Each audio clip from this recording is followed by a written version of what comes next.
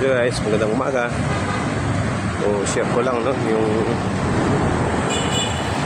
nilalakad ko punta sa site yung sa ginagawan ko. So yan. So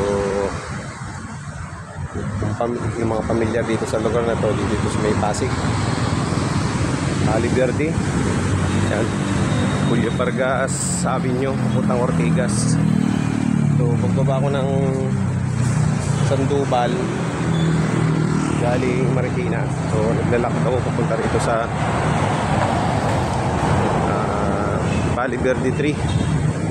So yan, may kalayuan. So gandahan lang nito, parang exercise na rin, talagang papawisan ka. Hindi, maganda yung mga ano dito.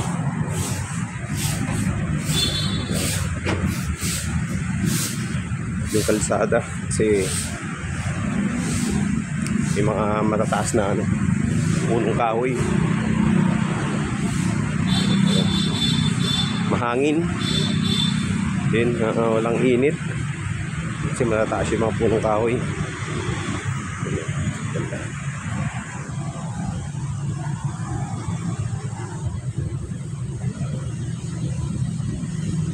Ang hirap kasi pag ano, pag galing doon sa may Shell punta doon sa may Ali Verde 3, yung mga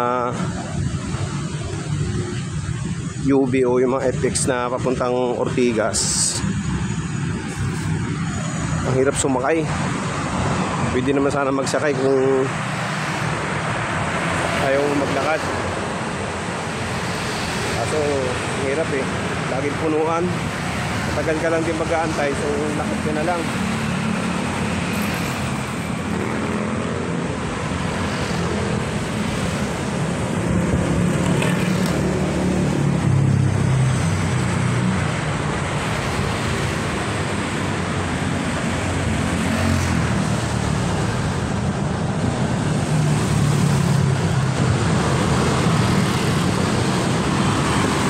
Traffic dun sa kabilang way, kalsada going to Ortigas, yan yung ano, madalas matraffic.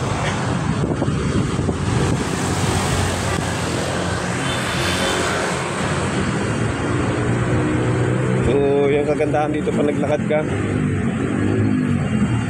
mahangin, gawa ng malalaking punong kahoy. Then, walang init. Wag lang umulan. Okay, kanina may nadaanan tayo na nagwawalis. Marami nagwawalis dito kaya maganda yung kalsada. Oh.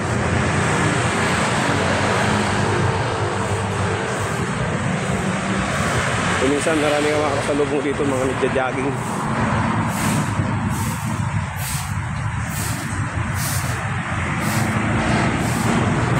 Lalo pag-araw ng Sabado o Linggo.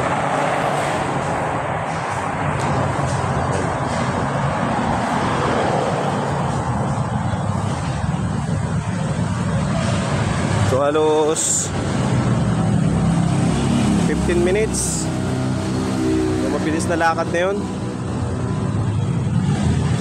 Mabilis na lakad na yun. Nandun na ako sa site. Yan, ang dami rin ano, dito naman to sa kabilang ano, subdivision.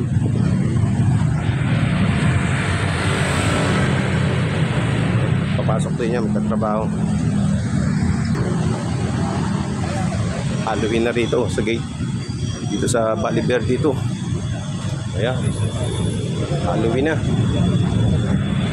Ano na sila, tawag yan. May mga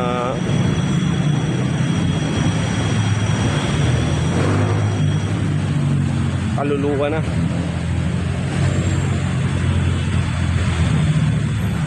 Ayan, ganda ng mga punong kahoy. Kahit mainit na 8:30, ayan, mainit na, pero malilim.